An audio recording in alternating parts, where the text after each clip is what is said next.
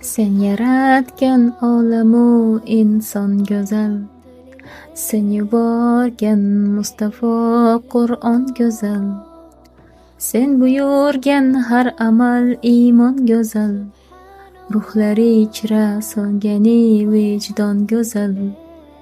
Bu go'zalliklar jamolingdan sening, har ishing har so'zi ahkoming buyuk, ham jazoying hamda in'oming buyuk, qilganing insonga ikroming buyuk, jannatingdek dini isloming buyuk. Bu buyukliklar jalolingdan sening.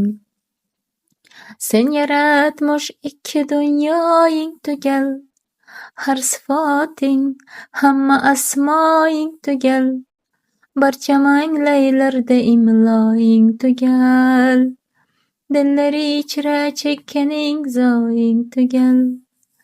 Bu tugalliklar kamolingdan sening.